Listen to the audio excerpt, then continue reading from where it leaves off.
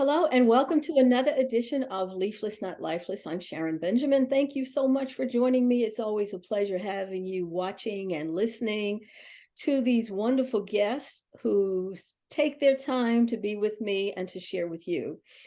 If you have a story where perhaps you looked leafless, others thought you might not have been growing, but you were actually becoming very productive, you can let me know, and I'd love to share your story here on Leafless, Not Lifeless with Sharon Benjamin. Send me an information to leaflessnotlifeless@gmail.com. Leaflessnotlifeless@gmail.com. I'd love to talk with you and love to share your story with the listeners and viewers. So I have a guest today who has a lot more information than we can share during this short period of time.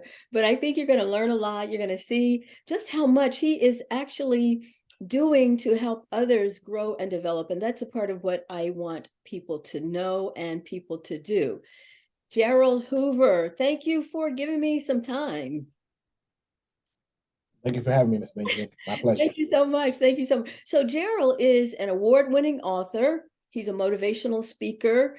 He is a whole list of things, motivational speaker. He's an adjunct professor, and we'll talk some more and you'll learn more about, he's won awards. He's been author of the year in Virginia. He received an award from President Clinton. He's done so many things to help and uplift others. So again, Jerald, thank you so much for being here. And I want to start out with this thing. You seem to have had a 40-60. So what is the 40-60? From the beginning with that first book, you had what? 40 Rejection. 40 42 rejections, yep. and 60 Drafts. 60 40 rejections, 60 drafts, and you kept going. So you have that 40-60 thing, or you had it before. What kept you going? The dream, the will, the promise, in a sense. I remember one day I was writing on my ironing board and I'm saying ironing board because I didn't have a desk to use. I mean, I could use my mother's kitchen table, but kitchen table was right in the front of the apartment, and too much traffic between my mother and my sister, and I needed solitude. So took my mother's ironing board, and it was unstable too. I call it a project ironing board because we lived in the projects, Okay. and I had to tie one of my mother's scarves at the bottom of the base so it wouldn't collapse on me. And so I would write sort of being between my legs. And we didn't have AC back then. But this is like in 1980, early 1980, so we didn't have AC back then. I mean, AC wasn't invented, but we didn't have ACs in the projects then, not in our apartment. And so I lived on the 10th floor, so we would just have to open all the windows and have fans. So I had the window wide open, live on the 10th floor, and it was a sunny day.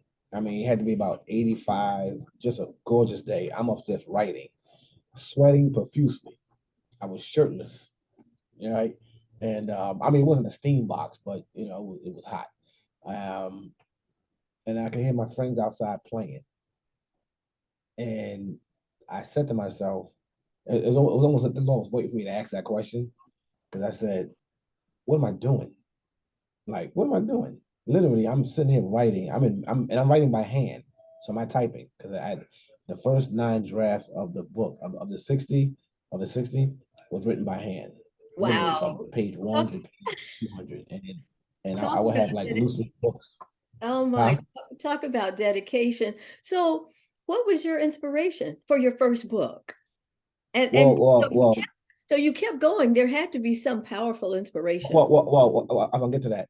When I asked that question, I said, "What am I doing?" And the Lord spoke to me because it had to be the Lord because I wouldn't have done it any other way. The Lord spoke to me in a nice whisper. It's not just about you. Keep writing. So and when the word came to me, I didn't have to go to the window or say that's you, Lord. No, I didn't need that, but I just turned around and kept writing. But that promise right there gave me the gumption, unction, or spirit, if you would, or the energy to know that one day this book will get published. Now, I didn't know it would take 9 years, or yeah, from the time I started in 1983 until 1992, which is 30 years today, this month actually, or last month. It came out in November. Um, I didn't realize it would take that long, but by me hearing the words, this is not just about you, keep writing, then I knew that God had commanded me or put into my life journey, you're gonna write this book. You're gonna get this published, and then I'm gonna ride you with it. And How old if were you, anybody knows Jerald? anything, I How was old? 17. Interesting. 17 year Yeah, I was old 17. sitting Yeah. in the projects, friends outside playing, and you kept writing. And I, because I it was what started me, because I knew you asked that.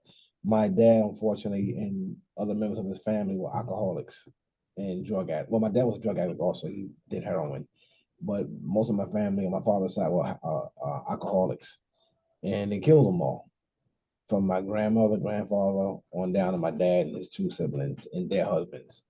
So it crushed him, and I knew that if I started that, that would be a problem. So one day I wrote a speech, and like we didn't have blogging back then. We didn't have social media where I could have maybe did a speech online and posted it on YouTube or something like that. But I didn't we didn't have that. So I wrote the speech by hand, and I had no platform on which the piece of speech to go to. And Lord gave me the wisdom. Okay, make a character and let one make characters, fictional characters, and let one of the characters give the speech at the end or somewhere in the book.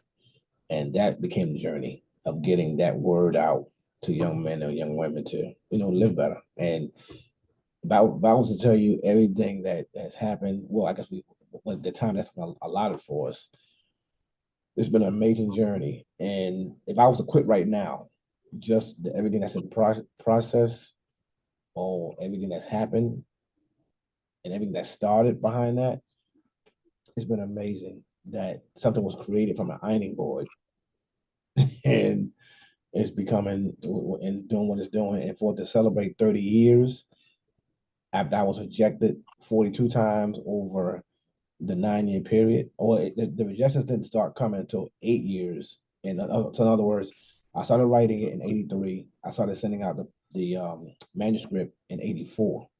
So from '84 to '92 is when I was rejected. I And want to ask you though, you mentioned the generational negativity in your family. How is it that you were able to see differently? I know you said you knew it would have killed you, but there are those who know that but continue along that line anyway. What was it that kept you from going that same path? What do you think? all credit goes to the Lord. Well, all credit goes to the Lord, because I grew up in church. But my dad did too. But I grew up in church, and I played on a band, a gospel band, with other young men my age and some older. So that kept me going, and sort of kept me in the spiritual mode, if you would. It wasn't perfect by no stretch, but it helped me doing that. But another thing helped is my dad actually put the fear of God in me, because even though he was doing what he was doing, he forbade me to do it. Now I'm gonna tell you how he did it. When Matter of fact, it was 51 years ago. I want to say last week. Yeah, it's December. I know when we taping this now, it's December 8th, right? It's the 8th, right? And this would have to be it was my birthday. My birthday is December 3rd. So I just had a birthday. Just turned Happy 57. birthday. And thank you. I was 6 years old. I was turning 6. And my dad had me, him and my mom were still together at the time. And me and my dad hung out. It was my birthday. And Can't remember everywhere we went, but I do remember on the way home, their car broke down. We caught a flat tire. I remember he had a brown Cadillac, and he had to go. He left me in the car. He had to go get help because we didn't have cell phones back then. And he had a dime. And that's the pay phones cost a dime at the time. Yes, I And remember. he went to go. Yeah, right. He went to go. You remember too? All the numbers in the 5 boroughs started with 212. And Well, the only actually, thing that was not. I'm actually from Tennessee, so Oh, you missed it. Your fault. I I'm kidding. but I'm kidding. but but my husband Randall is from the Chicago Milwaukee area, so he talks about how the number started with uh names or numbers or something, Butterfield 268 Yeah, or something. So, but yeah, yeah, anyway, yeah, yeah. Mount Vernon. Well, when I moved from the Bronx to Mount Vernon, it was the numbers would start MO4, MO9, MO this. So you had that. And matter of fact, I believe in Manhattan, they had over an area called Murray Hill. I remember that from the Lucy show. Right, right. okay. Murray Hill 9. Yeah. So back in those days, it would do that. But I was saying that my dad had went to go make a phone call. And this of course, it's December, so it was in the wintertime. When he came back, he was shivering. And I knew he drank because I could smell his breath sometime. And I would see liquor around the house or my grandmother's house, when they had get togethers. But I never saw him actually drink. I never saw him put it, the bottle to his mouth or the glass to his mouth. And so he was shivering out in the car. He went under his seat, pulled out a brown bottle, and twisted the cap off and did his business. And I'm looking at him like he's from Mars. And he turns and looked at me and said, "You want some?" I was like, "I'm thinking my birthday, whatever. I said, "You're not gonna tell mommy?" He said, "No, I'm your father, boy. You want some?" I said, "Yeah, give me some." He gave me a shot. And I love telling kids this, not because I'm bragging about it, but to let them know how serious this was. He gave me a shot, and I drank it like it was fruit punch. Literally, I just gulped it down. And I said, "Give me some more." And I remember him saying, "Boy, you drink this like it's water." And I was like, "Give me some more, give me some more." Gave me some more. And I tell people, I said, I think that's when the angel touched my dad and said, "Idiot, that's a kid." All right, because I drank it, and this time it burned my chest. So I kind of gave up for, right? And my dad took the cup and did whatever he did with it. Put it in the bag and twisted the cap off, put it under the table, under the seat, and then he went over and reached over and grabbed me, and it was like, "Jerald, if I ever catch you drinking and smoking, I'll kill you." And he was doing this. I was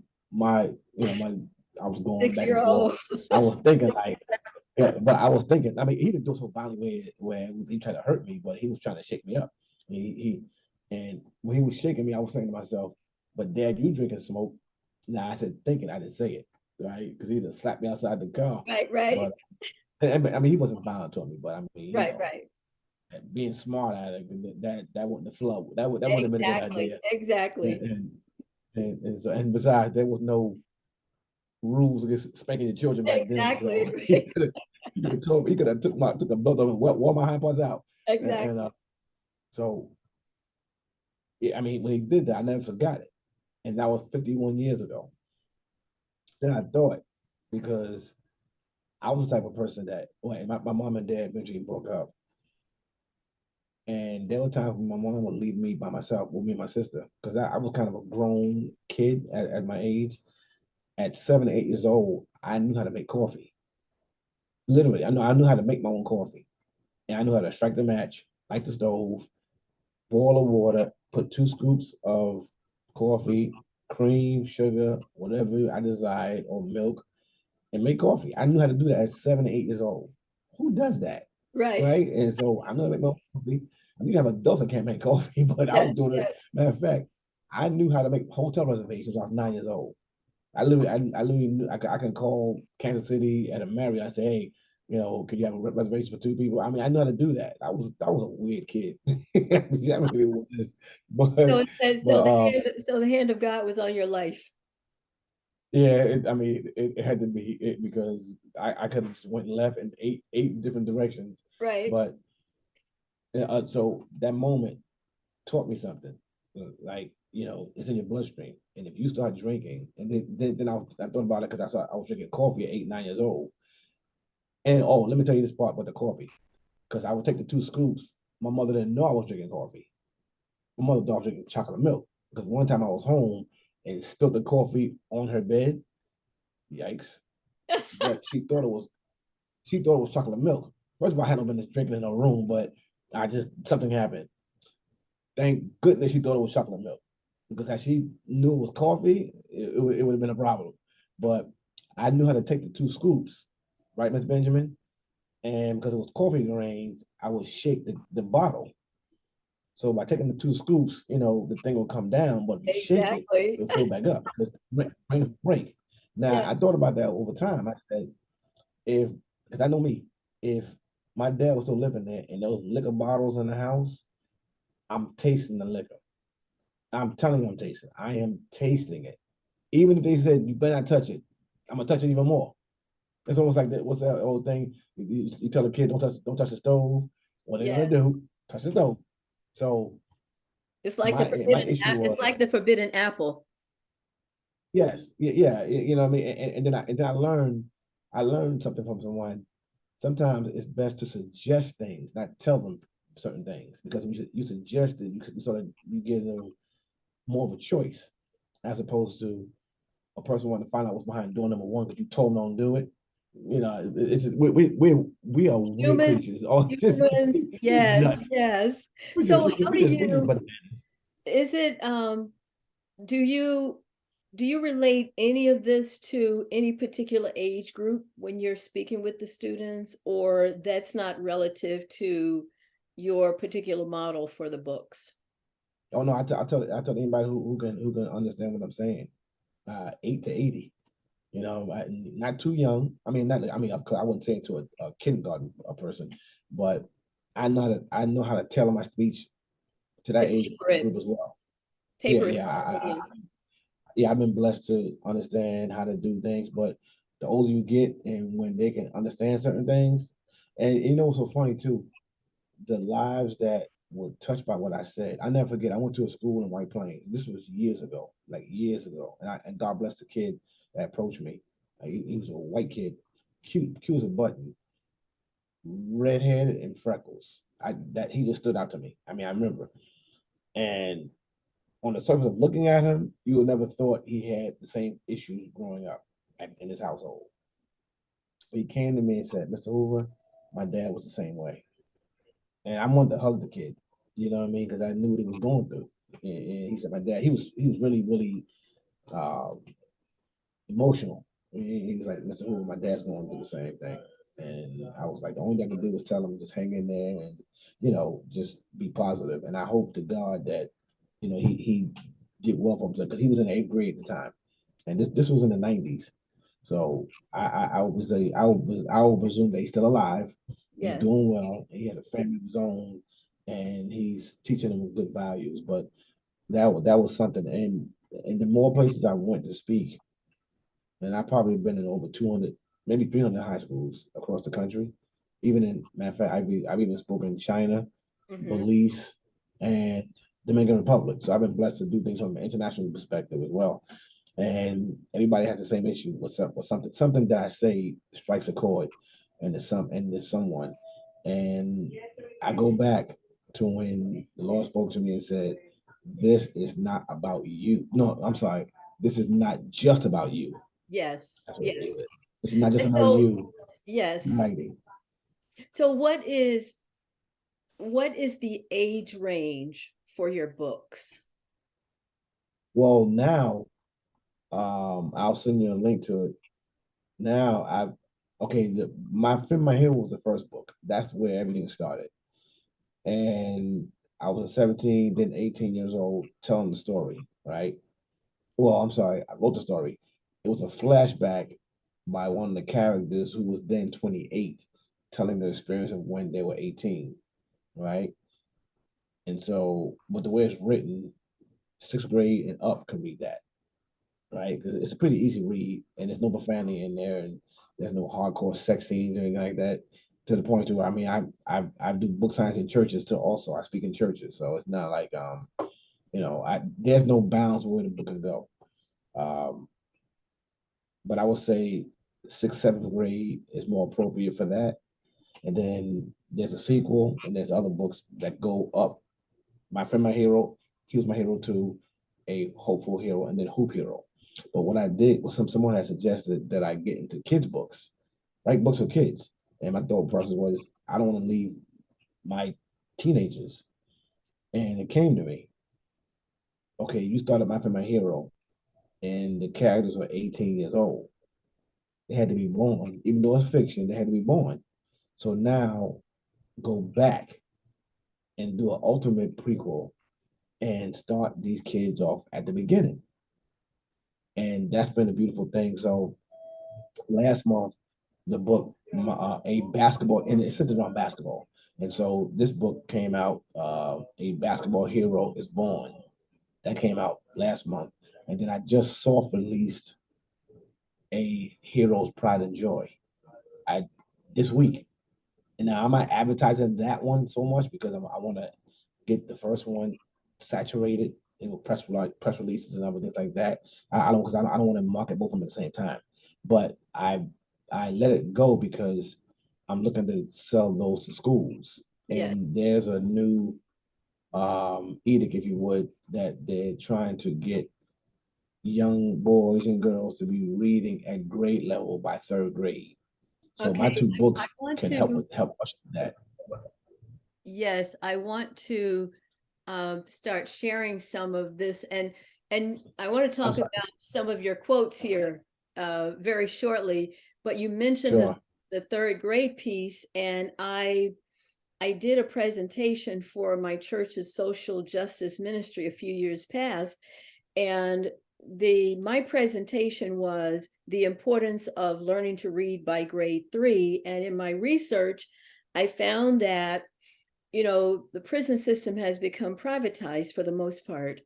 And what is happening is the powers that be in that regard are looking at third graders.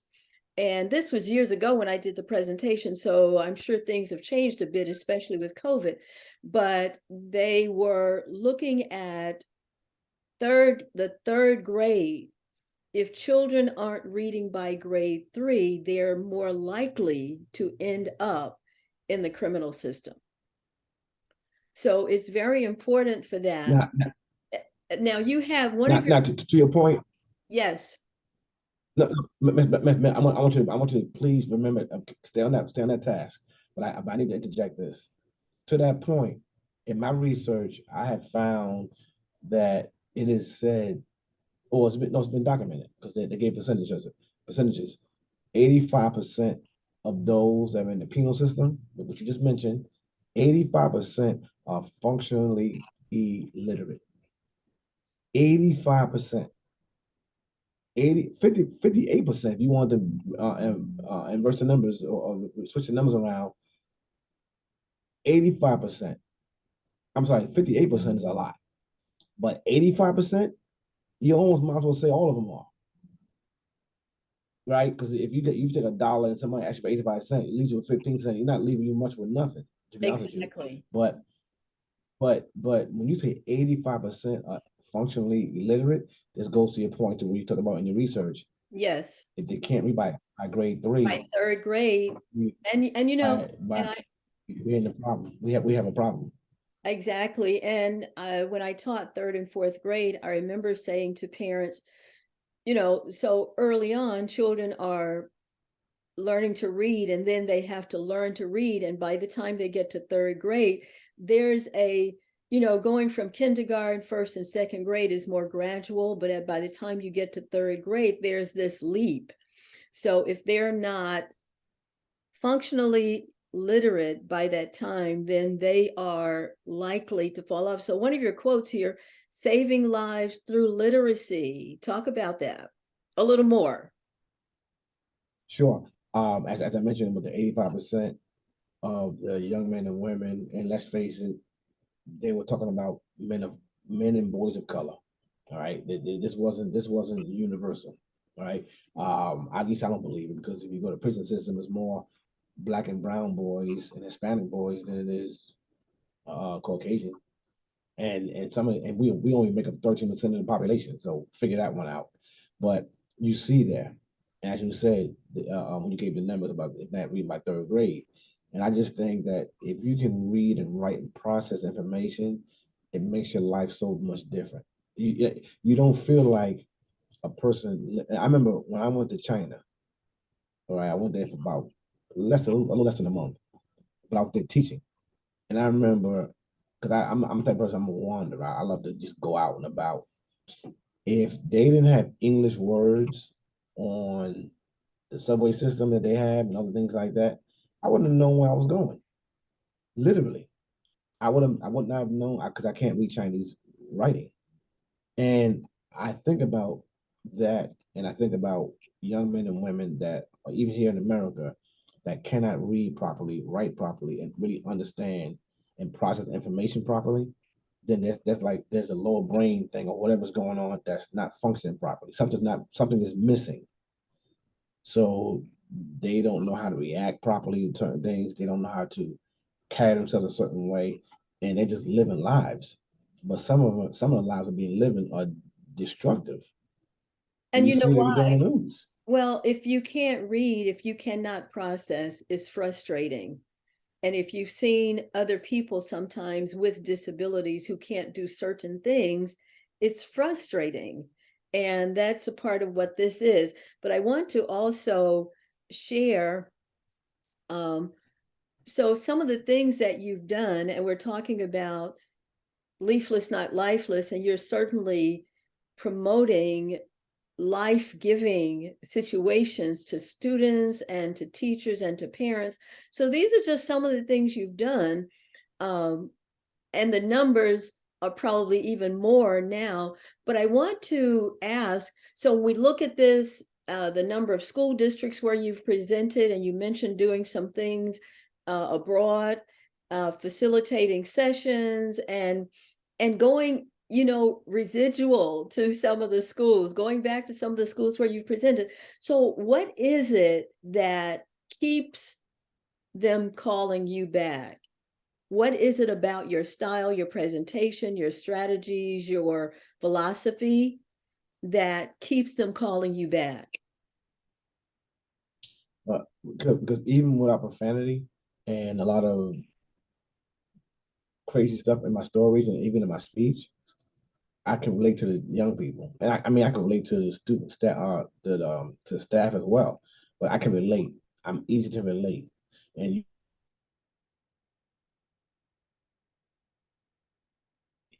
that's my uniform. And when they first see me, especially when they don't know me, they may look at me and say, "Wow, who's this guy wearing this suit? Is he a I why I'm wearing the clothes that I'm wearing. Also, I grew up in church too, so I'm used to wearing suits and ties. But it gives them a different perspective. And then I'm down to earth as well. I'm not like some stuffed shirt person, even though there's nothing wrong with a stuffed shirt if you're not destroying anybody. But I can relate to them, and they can tell that I genuinely care. I mean, especially when I talk about the rejections that I did, I went through, and sorry, uh, water.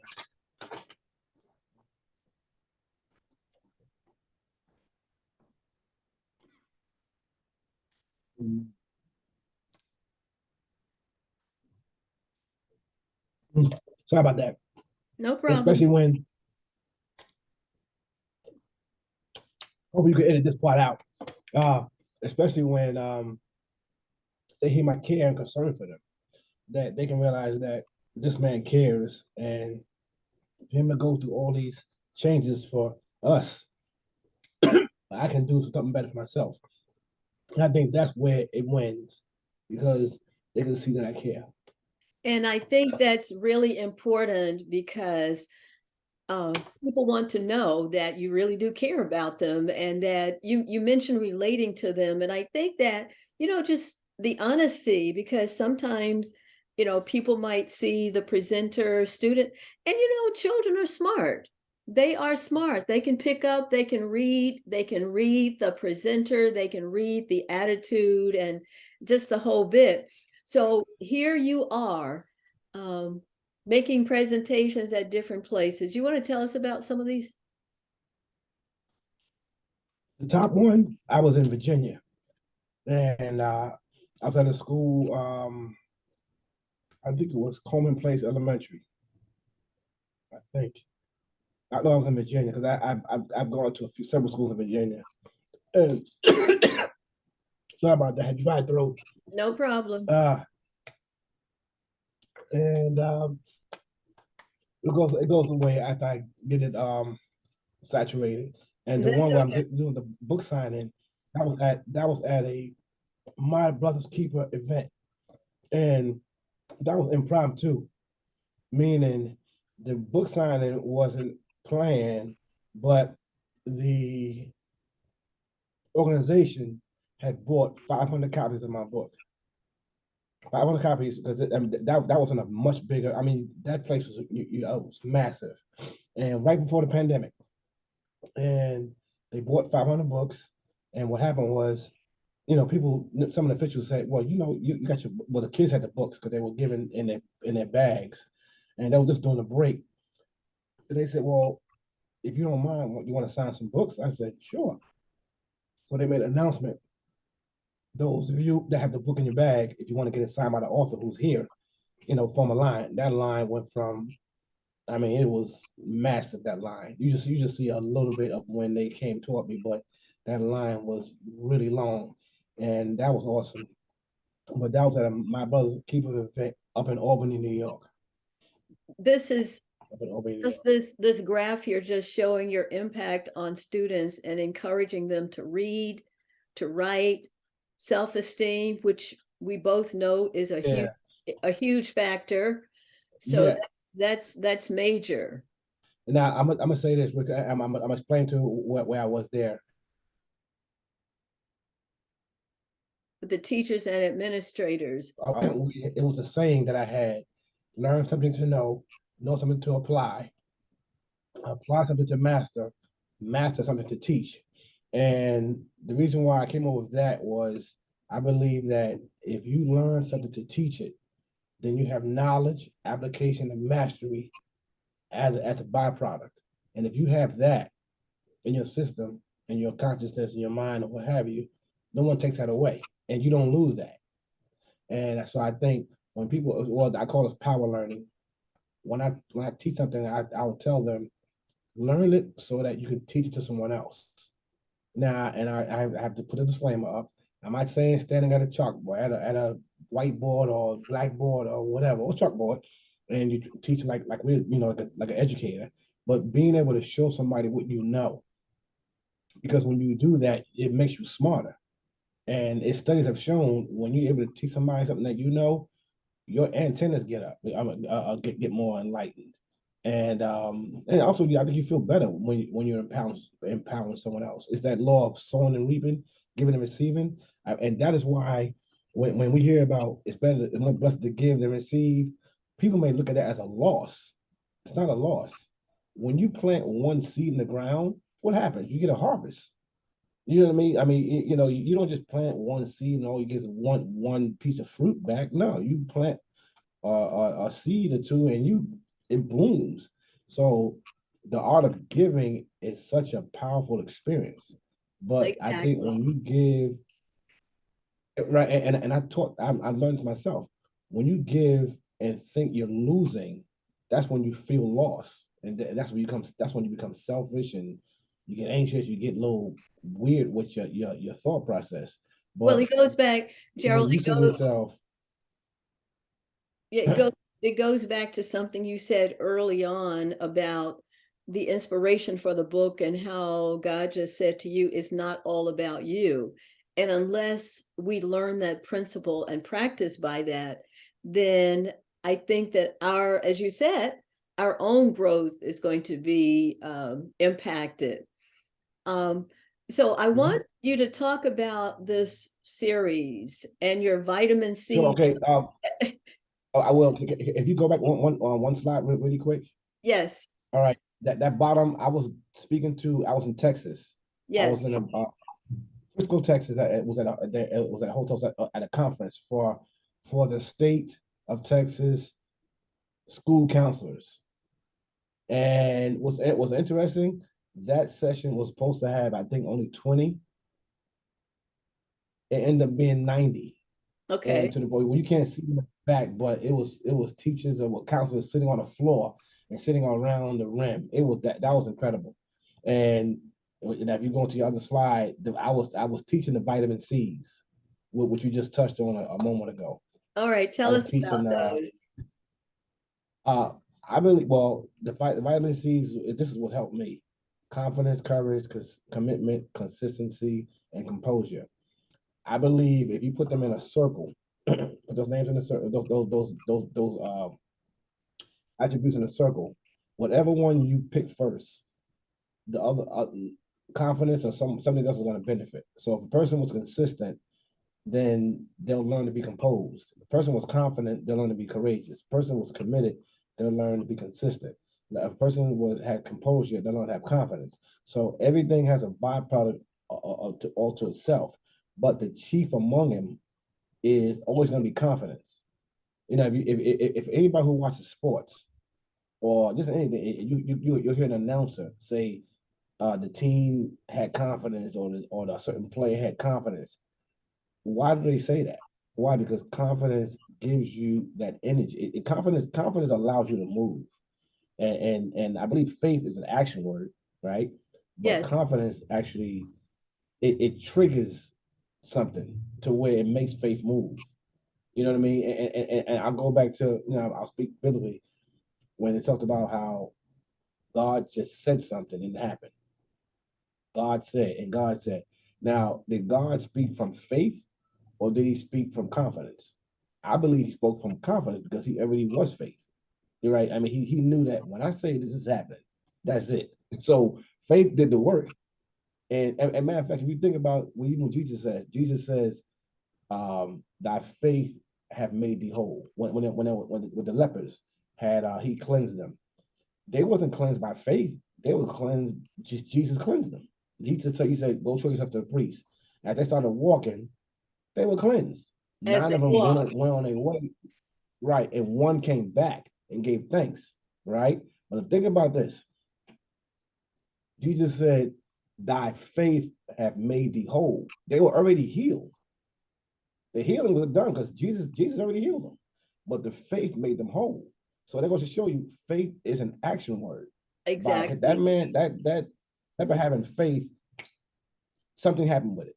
But that confidence thing is so precious that when I teach it, and the more I even study about it, I really believe, Ms. Benjamin, that confidence is a skill. The same way patience is a skill. You can't just have patience to have patience. That doesn't no, you have to be skilled to do that. That's a skill. And if we can teach our babies how to be confident without being arrogant, just having true confidence, learning something to know, knowing something to apply something to master something to teach, and you're confident with that, you can move mountains. Why? Because And you're gonna that, have faith and faith will do that for you. yes, and you are going to constantly apply the principle of knowing that it's not all about you. And that will make a huge difference. Now, you have a lot going on. You have a lot for people to see and hear and know.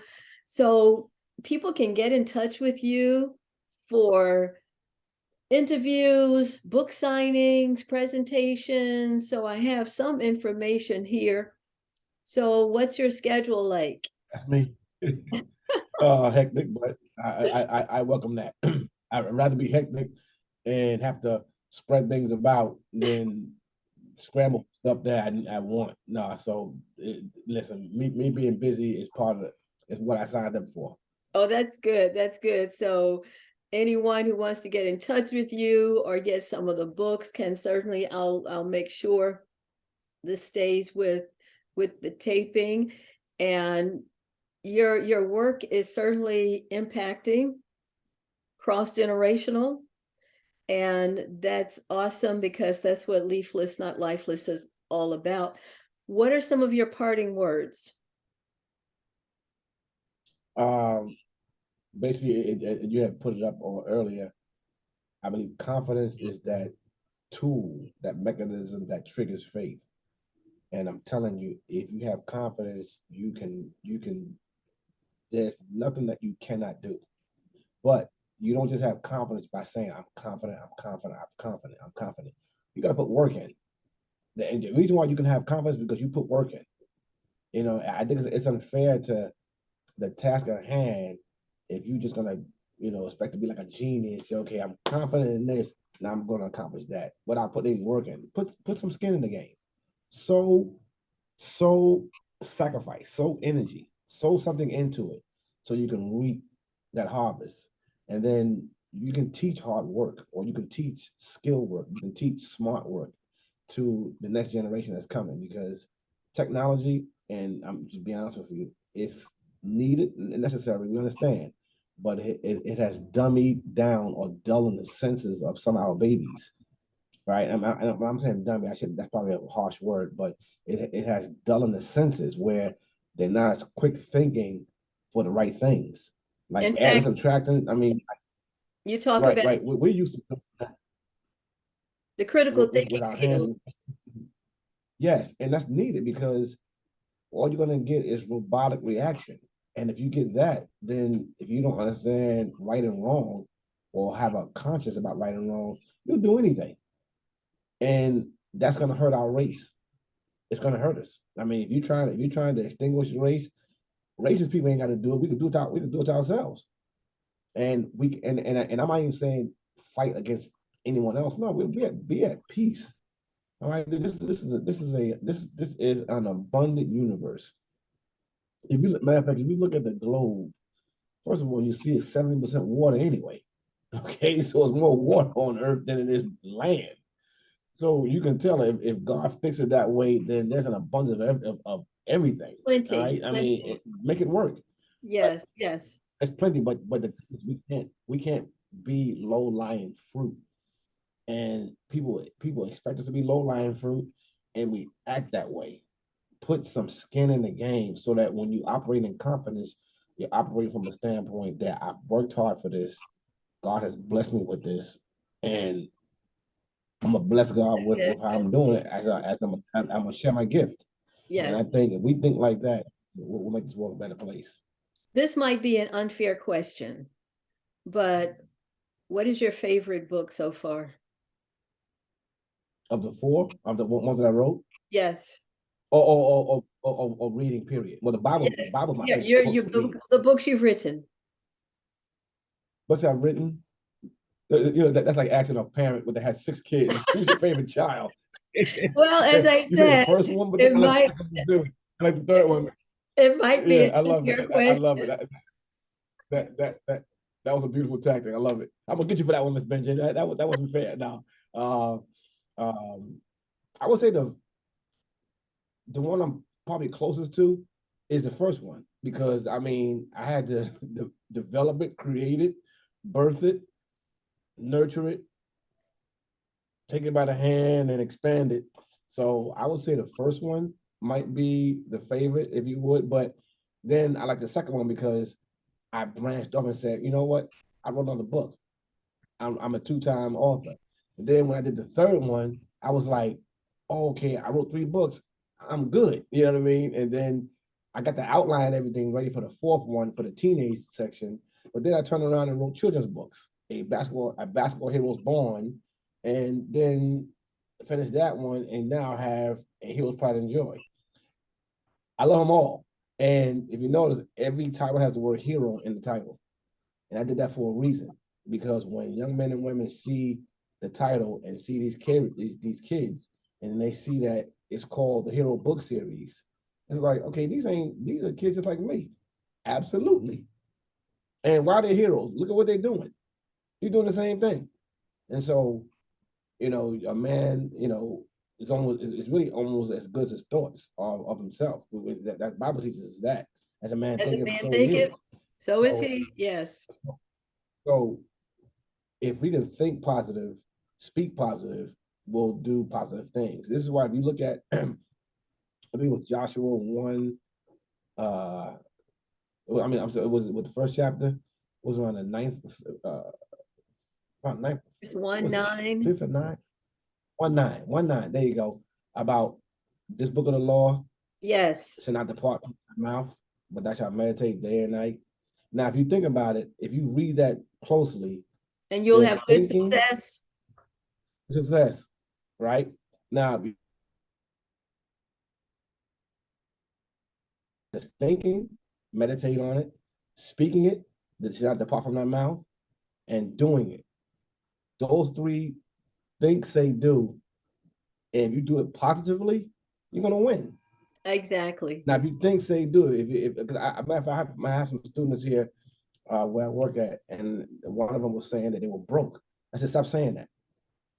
Stop thinking yourself as being broke, because if you keep saying that, then that's what you're gonna expect. No, don't say that. I mean, I'm not saying you gotta say I'm rich, I'm rich, I'm rich, but don't keep saying I'm broke. If nothing else, to say I'm progressing, I'm getting there. You know what I mean? If you keep saying I'm broke, I'm broke, I'm broke, or you're miserable, you're miserable. Misery loves company, because company of itself is miserable. I mean, if you're thinking that way. Right. So, you know, thinking it, saying it, and doing it is a powerful experience, Makes a and difference. it makes a huge difference. Well, listen, we could talk all day and keep going on and on, because this is something certainly dear to my heart. Just encouraging young people and helping them to know that they can achieve and they can go beyond what they see. And, just hearing your story as well. And just helping people to know that they don't have to stay in the place of their lineage, the negativity, the negative generational habits. So thank you so much. Thank you for your input, your output, and what you're doing for young people and for other people as well. And this is exactly what I want on this show. Leafless, not lifeless, and helping people to know that they can grow and be productive. So thank you so much, Jerald Hoover. I'm sure we'll be hearing more from you, seeing more of you. Thank you for giving me this time. I know your schedule is very busy. So thank you so much for fitting me into this. And I'm sure the listeners and viewers will enjoy as well. And again, if you have a story you'd like to share, Leafless, not lifeless, I'd love to hear from you. I would love to share your story. Leafless, not lifeless @gmail.com. And I will see you the next time. Leave your comments, send me your emails, let me know you're listening and watching. Thanks again for joining me here. I'm Sharon Benjamin, your host for Leafless, Not Lifeless. Join me the next time right here for another inspirational show. Thank you, Jerald. Thank you so much, Benjamin.